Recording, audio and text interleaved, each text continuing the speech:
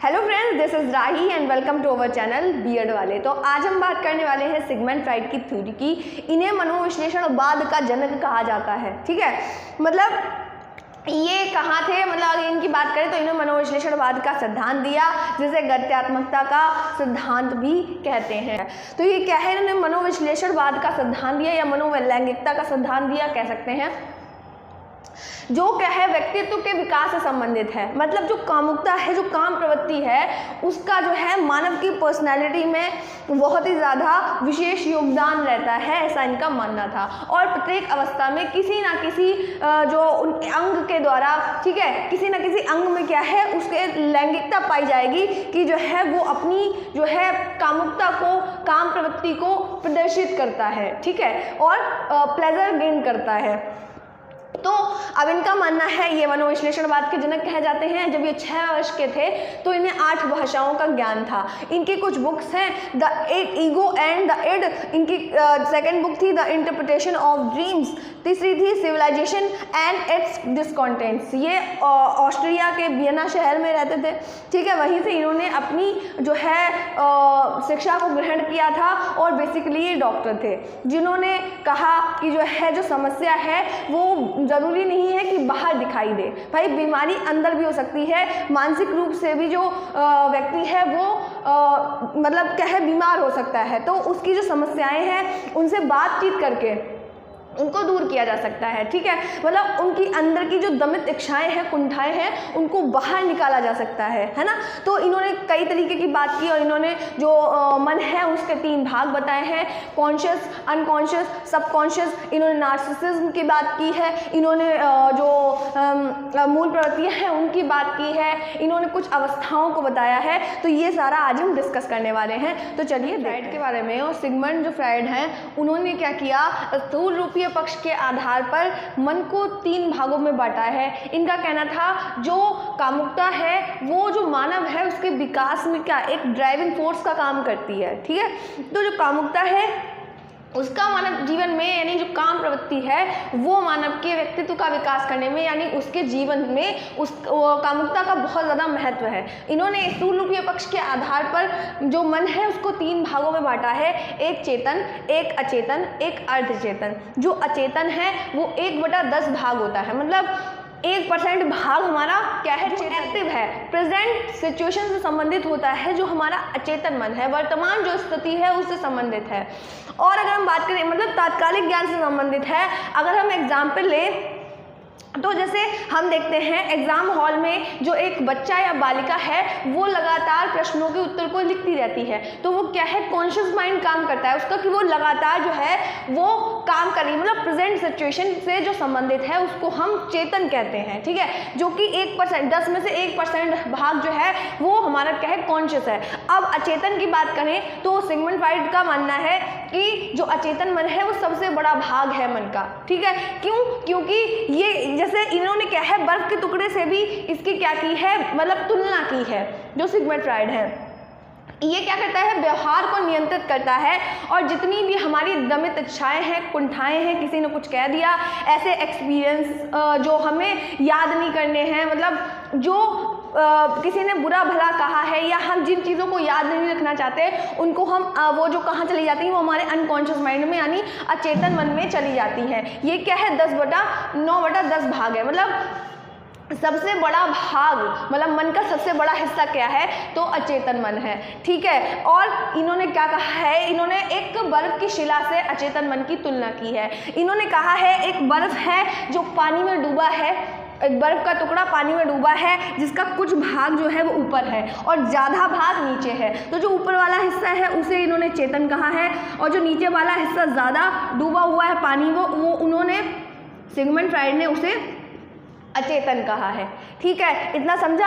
अब आता है अर्धचेतन। तो अर्धचेतन क्या है, ये चेतन की ऊपरी वाली सतह को क्या कहते हैं, हम अर्धचेतन कहते हैं। मतलब ये जो है वो चेतन और जो अचेतन है उसके बीच की कड़ी है अर्धचेतन। ठीक है, जैसे अगर कोई चीज़ हमें याद नहीं आ रही है और हम लगातार उसे याद करने की कोशिश कर रहे हैं तो अर्धचेतन जो है वो अनकॉन्शियस माइंड से कॉन्शियस माइंड में चीज़ों को लेके आता है। फॉर एग्जाम्पल अगर हम कहें तो हमने किन्हीं चीज़ों को, अपनी चाबी को कहीं पे रख दिया है, तो उस चाबी को हमें याद करना है। हम भूल गए कि चाबी कहाँ रखी है, तो उस चाबी को अगर हमें याद करना है कि कहाँ रखी है, तो वो हमारे अचेतन मन में चला गया है, हम भूल गए हैं। लेकिन अर्धचेतन क्या करेगा, याद दिलाने की कोशिश करेगा और धीरे धीरे करके हमें वो चीज़ याद आ जाएगी। हम एग्ज़ाम्स के लिए प्रिपरेशन करते हैं और जब हम एग्ज़ाम हॉल में बैठे होते हैं तो कुछ चीज़ें ऐसी होती हैं कि हम भूल जाते हैं। फिर हम बहुत ज़्यादा अपने माइंड पे मतलब थोड़ा सा एफर्ट्स डालते हैं, तो क्या होता है, हमें वो चीज़ें याद आ जाती हैं। तो अर्धचेतन क्या है, बीच की अवस्था है अचेतन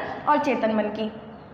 एक और एग्जाम्पल मैंने यहाँ पे लिखा है, जीभ कभी कभी लड़खड़ा जाती है, या हम गलत चीज़ों को कहीं रख देते हैं, या हम कभी कभी शब्दों को रिपीट कर देते हैं, तो वो क्या है, हमारा क्या हो जाएगा, अर्धचेतन में आ जाएगा। यानी हम कोशिश कर रहे होते हैं अचेतन मन से चेतन मन तक अपनी जो चीज़ें याद हैं हमें उनको लाने की। ठीक है, अब लोग कहते हैं हमें याद नहीं होता, हम जितनी भी चीज़ें सीखते हैं वो सारी हमारी अनकॉन्शियस माइंड में चली जाती हैं, हमें थोड़े से एफर्ट्स डालने पड़ते हैं जिससे कि चीज़ें हमारे चेतन मन में आ। 3 पक्षों की और बात कही है, एक तो इदम है, एक अहम है और एक परा अहम है। क्या है, गत्यात्मक पक्ष की बात की है सिगमंड फ्राइड ने। गत्यात्मक पक्ष के आधार पर 3 और पक्ष बताए हैं। सबसे पहला हमारा बताया है इदम, दूसरा है अहम, तीसरा है परा अहम। तो जो इदम है वो जन्म से होता है, यानी जैविक पक्ष से संबंधित है बालक के।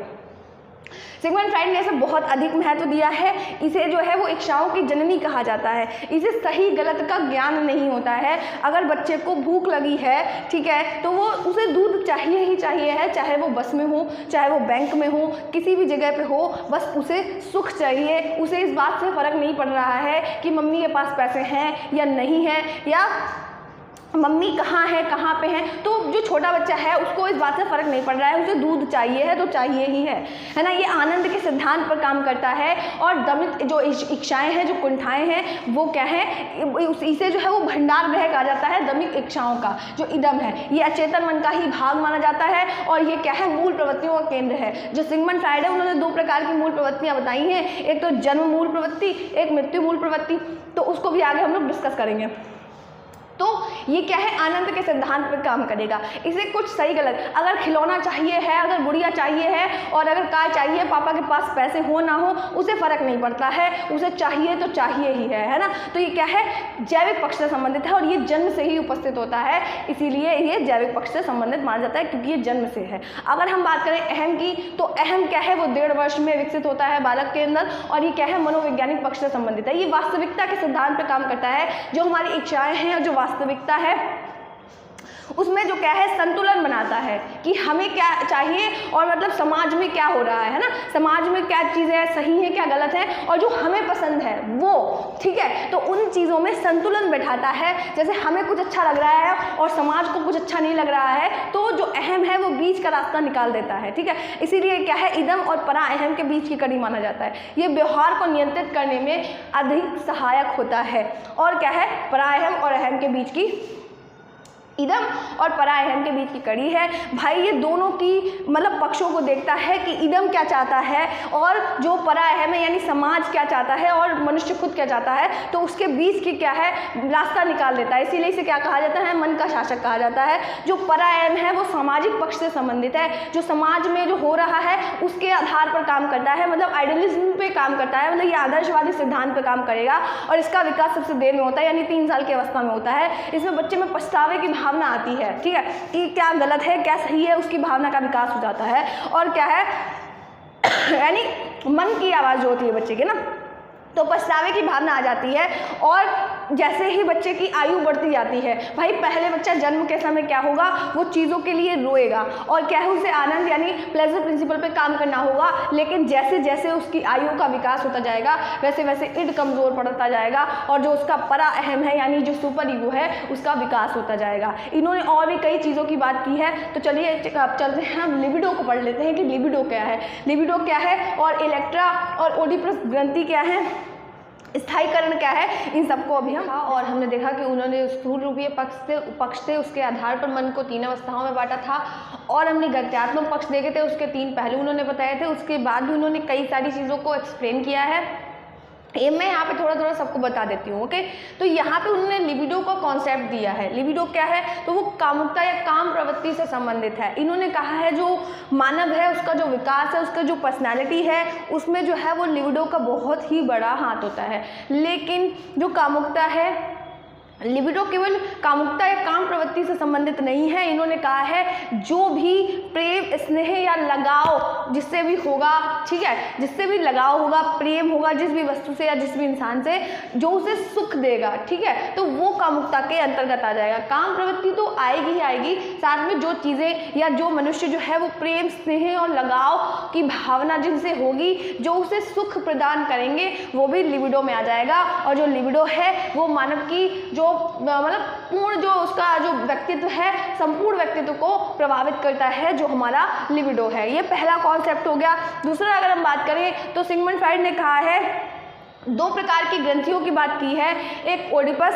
और एक इलेक्ट्रा ग्रंथि की बात की है। ओडिपस जो है वो लड़कों में पाई जाएगी, जो इलेक्ट्रा ग्रंथि है वो लड़कियों में पाई जाती है। अब ओडिपस ग्रंथि है क्या, तो जो लड़के हैं वो अपनी माता के प्रति बहुत अधिक आकर्षित होते हैं, है ना, कि उनसे स्नेह करते हैं, लेकिन वो डरते हैं कि कहीं उनके जो मतलब लैंगिकता की भावना होती, काम प्रवृत्ति होती है कि वो अपनी माता के प्रति लगाव रखते हैं, ठीक है, तो ये क्या है, लेकिन वो अपने पिता से डरते हैं कि कहीं उनके जो पिता है वो उस नाराज ना हो जाए या उसे मारने ना लगे या उससे कुछ कहने ना लगे। तो ये क्या है, लड़कों में पाई जाती है कामुकता, मतलब जो लड़का है वो अपनी माता के प्रति प्रेम रखता है।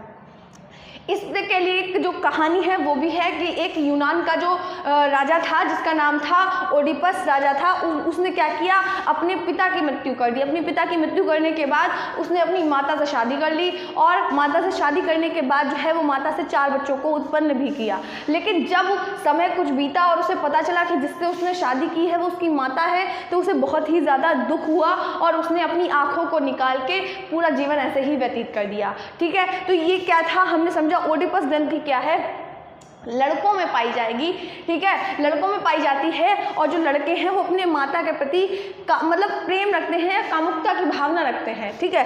तो क्या है, अब हम अगला देखते हैं जो इलेक्ट्रा ग्रंथि है। जिस प्रकार से ओडिपस ग्रंथि लड़कों में पाई जाती है, उसी प्रकार जो इलेक्ट्रा ग्रंथि है वो लड़कियों में पाई जाती है। भाई लड़के माताओं के प्रति प्रेम की भावना रखते हैं, उसी प्रकार जो लड़कियां हैं वो अपनी माता से जो है वो घृणा करती हैं और अपने पिता से स्नेह की, माताओं से घृणा इसलिए रखती हैं क्योंकि जो माताएं हैं, जो मतलब पापा हैं, वो जो है वो माता के प्रति अधिक प्रेम को प्रदर्शित करते हैं। इसलिए जो लड़कियां हैं वो अपनी माता से घृणा करती हैं क्योंकि वो पिता के प्रति प्रेम की भावना रखती हैं, क्योंकि उनमें इलेक्ट्रा ग्रंथि पाई जाती है जो उन्हें ऐसा करने के लिए मजबूर करती है। जो सिगमंड फ्राइड थे वो भी इस चीज़ के शिकार थे क्योंकि उनके जो पिता थे वो बहुत ज़्यादा वृद्ध थे और जो उनकी माता थी वो बहुत ही ज़्यादा मतलब जवान रही होंगी या बहुत ज़्यादा खूबसूरत रही होंगी। इसलिए जो सिगमंड फ्राइड थे वो भी इस चीज़ के शिकार थे, यानी वो भी आकर्षित होते थे अपनी माता के प्रति।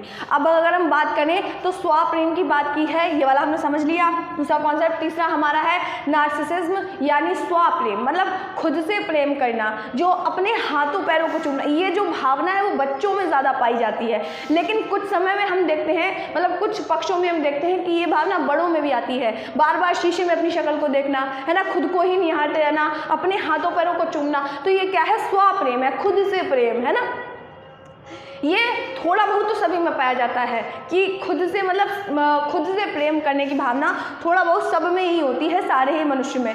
तो ये क्या है, ऐसे ही इसके लिए भी एक कहानी है कि एक ग्रीक का जो है वो देश में जो है वो एक नार्सिस नाम का एक क्या था, सुंदर युवक था, यानी सुंदर एक व्यक्ति रहता था। वो एक दिन तालाब पे पानी पीने के लिए गया, उसने अपनी जो शक्ल थी वो तालाब में देखी और वो उसी को देखता रह गया। वो मोहित हो गया, अपने ही जो चेहरा था उस पर ही मोहित हो गया और क्या था, मर गया। खुद को तालाब में देखते देखते मर गया क्योंकि भूख प्यास से उसने और कुछ नहीं देखा, खाली अपनी शक्ल को ही देखता रह गया। वो खुद को ही देखता रह गया, वो इतना सुंदर था, है ना। तो क्या हुआ, वो मर गया। वहाँ पे एक पौधा होगा जिसको हमने नरगिस का पौधा कहा। तो क्या है, स्वप्रेम में इसी को क्या कहा है, जो सिगमंड फ्राइड है उन्होंने स्वप्रेम कहा है, नार्सिसिज्म कहा है कि मनुष्य स्वयं से प्यार करेगा। बच्चों में ये ज़्यादातर पाया जाता है कि वो खुद से प्यार करते हैं, हालांकि बड़ों में भी पाया जाता है, ठीक है, कुछ पक्षों में बड़ों में भी पाया जाता है, लेकिन ये जो मात्रा है स्वप्रेम की वो सभी में थोड़ी थोड़ी देखी जाती है। अब अगर हम अगला देखें तो इन्होंने 2 मूल प्रवृत्तियों की बात की है, एक जीवन मूल प्रवृत्ति, एक मृत्यु मूल प्रवृत्ति। जो जीवन मूल प्रवृत्ति है वो जीने की प्रवृत्ति है, मतलब पॉजिटिव एस्पेक्ट से संबंधित है, और जो मृत्यु मूल प्रवृत्ति है वो नेगेटिव एस्पेक्ट से संबंधित है। इसको एरोस भी कहते हैं, इसको थैनेटोस भी कहते हैं। जो जीवन जीने की प्रवृत्ति है उसमें क्या होगा, उसका एक एग्जाम्पल है लव, यानी खुश रहना चाहता है। जो जीवन जीने की जो प्रवृत्ति है अगर मनुष्य में डेवलप है तो क्या है, उसमें खुशी यानी प्यार की भावना आएगी, और क्या वो खुश रहना चाहता है, सेल्फ कंट्रोल आता है। ठीक है, तो ये क्या है, जीवन की मूल प्रवृत्ति है। इसमें नेगेटिव थॉट्स आएंगे, यानी जो मृत्यु की मूल प्रवृत्ति है, जीवन जीने की इच्छा खत्म हो जाएगी। तो ये क्या सारी चीज़ें क्या आती हैं, जो मृत्यु मूल प्रवृत्ति में आती हैं। अब ये वाला हमने समझा। अगला हमारा है स्थायीकरण। स्थायीकरण में जो है अभी मैं स्टेजेस पढ़ाऊंगी, पहले आप इसको समझ लीजिए। ठीक है, तो जो स्टेजेस हैं हमारी सिगमंड फ्राइड ने 5 स्टेजेस दी हैं। ठीक है, हाँ 5 स्टेजेस दी हैं। तो उसमें इन्होंने कहा है कि जो स्टेजेस हैं, जैसे पहली वाली जो उन्होंने स्टेज बताई है वो मुखावस्था है। तो मुखावस्था में क्या है, जो उसकी कामुकता है वो मुख में होती है। माता जो वो फीडिंग करता है, ठीक है, तो उसमें क्या होता है, वो चूसता है या किसी चीज़ को दबाता है दांतों से, तो क्या है, वो प्लेजर गेन करता है। तो इन्होंने कहा है कि अगर जो प्लेजर गेन कर रहा है उसमें एनर्जी ज़्यादा लग जाएगी तो क्या होगा, वो उसके लिए नेगेटिव हो जाएगा, मतलब उसका नकारात्मक विकास हो जाएगा। यानी नकारात्मक और सकारात्मक कई पक्ष ऐसे हैं। ठीक है, जिससे कि क्या होगा, अगर एनर्जी ज़्यादा लग जाती है तो उसका नकारात्मक रूप से विकास हो जाएगा, और अगर वो मतलब पॉजिटिव तरीके से विकसित हो गया तो उसका सकारात्मक विकास हो जाता है, कि अगर एनर्जी ठीक से लगे। ठीक है, उन्होंने कुछ स्टेजेस बताई हैं, तो उन अवस्थाओं को भी हम देख लेते हैं। तो आइए देखते हैं कि उनकी स्टेजेस क्या है। तो स्टेजेस में सबसे पहली अवस्था आती है मुखावस्था, दूसरी आती है गुदावस्था, तीसरी आती है लिंग प्रधानावस्था, फिर आती है अव्यक्तावस्था, फिर आती है जननेंद्रिय अवस्था। आप इन स्टेजेस को इंग्लिश में याद रखेंगे तो ज़्यादा बेटर होगा, क्योंकि हिंदी में मतलब बदल जाते हैं, इंग्लिश में वही मीनिंग रहता है। ठीक है, तो Oval, anal, phallic, latency and genital. तो ये स्टेजेस हो गई। अब हम इन्हें एक एक करके समझते हैं कि हमारी मुखावस्था क्या है। मुखावस्था में क्या है, वो आनंद ढूंढेगा, और कहाँ, वो जो उसका लैंगिकता का जो क्षेत्र है वो क्या होगा, उसका मुख होगा। ठीक है, फीडिंग हो गया, या वो किसी चीज़ को चूसना है, निगलना है। आपने देखा होगा बचपन में बच्चों को कुछ खिलौने ला के दिए जाते हैं जिससे कि वो अपना जो है वो उन्हें दबा के, मतलब नए नए दांत आ रहे होते तो उनको दबाते हैं। तो क्या है, किसी चीज़ को दबाना हो गया, निगलना हो गया, चूसना हो गया। ठीक है, तो ये क्या है, माता से क्या करता है, फीडिंग के द्वारा अपने आनंद यानी सुख की प्राप्ति करता है। तो इसमें लैंगिकता का क्षेत्र क्या होता है, मुख होता है। अगला हम बात करें तो गुदावस्था। गुदावस्था में क्या होता है कि जो कामुकता का क्षेत्र है वो मुख नहीं होता, यानी मुख से हटकर कहाँ जाता है, एनल में आ जाता है। इसमें जो बच्चा है वो जो टॉयलेट है वो यानी जो सूसू पॉटी है उन सारी चीज़ों को क्या करेगा, मतलब त्यागना। ठीक है, मलमूत्र को त्यागना, ये सारी चीज़ें क्या है, या उसे रोकना, ये सारी चीज़ों के द्वारा क्या है, सुख की प्राप्ति करता है। यानी लैंगिकता का क्षेत्र है वो क्या है, वो एनल में आ जाता है। अगर हम बात करें फैलिक स्टेज, तो ये क्या है, ये वाली जो स्टेज थी वो हमारी 0 से 2 वर्ष तक की थी। ये वाली जो स्टेज थी वो हमारी 2 से 3 वर्ष तक की थी। ये वाली जो अवस्था है यानी स्टेज है वो 4 से 5 वर्ष तक की है। इसमें क्या होता है, ओडिपस और इलेक्ट्रा ग्रंथि का विकास होने लगता है। अभी मैंने बताया था कि ओडिपस ग्रंथि क्या होती है कि लड़के अपने माताओं के प्रति क्या है, प्यार मतलब स्नेह रखते हैं, और जो लड़कियां हैं वो अपने पिता के प्रति स्नेह रखती हैं, है ना। तो क्या है, इसी स्टेज में यानी लिंग प्रधान अवस्था में तो क्या होता है, इलेक्ट्रा और ओडिपस कॉम्प्लेक्स का विकास होता है, मतलब डेवलप होती है। फिर क्या है, ये परा अहम पे काम करता है। अभी परा अहम भी हमने समझा था कि जो मतलब आइडियलिज्म पे काम करता है, आदर्शवादी सिद्धांत पे काम करता है। जो सामाजिक क्रियाएं हैं उनका विकास इसमें होना शुरू हो जाता है। जो उसके सेक्स ऑर्गन्स हैं उनको टच करके अच्छा फील करेगा। ठीक है, मतलब अच्छा उसे लगेगा, यानी इसमें क्या होगा, जो क्षेत्र है वो सेक्स जो ऑर्गन्स है उसको जो है वो टच करके, उनको टच करके क्या करेगा, ये सुख की प्राप्ति करेगा। ठीक है, अब अगला हम देखते हैं लेटेंसी स्टेज क्या है। तो इसमें 6 से 7 वर्ष तक की अवस्था है। इसमें क्या होती है, जो लैंगिकता की जो भावना होती है वो सुषुप्त हो जाती है, मतलब इसमें किसी अंग में लैंगिकता नहीं होती है। इसमें इसीलिए से क्या कहते हैं, सुषुप्तावस्था कहते हैं, क्योंकि इस स्टेज में बच्चा क्या होता है, वो कहाँ जाता है, स्कूल में जाता है, तो स्कूल की जो क्रियाएं होती हैं वो उसमें लग जाता है। तो इसीलिए क्या है, जो अपनी लैंगिकता जो है वो लैंगिकता की जो क्रियाएं होती हैं वो अलैंगिक रूप से करता है। जैसे शिक्षा हो गया, वो पढ़ाई में लग जाता है, या चित्रकारी करता है, या खेल कूद के द्वारा अपनी जो लैंगिकता है उसको प्रदर्शित करता है। अगली हमारी आती है जननेंद्रिय अवस्था। ये जो अवस्था है इसमें किशोर और वयस्क लोग आ जाते हैं, ठीक है, जैसे 13 से 18 वर्ष तक की अवस्था है, ठीक है। तो इसमें क्या होगा, पहले की जो अवस्थाएं हैं उसमें क्या होता है, जैसे जो हमारी अव्यक्तावस्था है यानी लेटेंसी स्टेज है, उसमें क्या होगा, अपने समान सेक्स के प्रति उसका आकर्षण बढ़ेगा। जैसे लड़का लड़के के साथ में रहना ज़्यादा पसंद करेगा, लड़कियाँ लड़कियों के साथ रहना पसंद करेंगी। लेकिन इस वाली स्टेज में क्या होता है, अपने से विपरीत सेक्स के प्रति अट्रैक्शन बढ़ता है यानी लगाव हो जाता है, ठीक है। जो लड़के हैं वो लड़कियों के प्रति ज़्यादा आकर्षित होने लगते हैं और जो लड़के हैं वो लड़कों के प्रति आकर्षित होने लगते हैं या उनके बारे में बात करना शुरू कर पड़ी है सिगमंड फ्राइड की थ्योरी। अगर वीडियो अच्छी लगी हो तो वीडियो को लाइक करना है, चैनल को सब्सक्राइब करना मत भूलिएगा। इसी प्रकार की अच्छी वीडियोज़ के लिए मिलते हैं नेक्स्ट वीडियो में।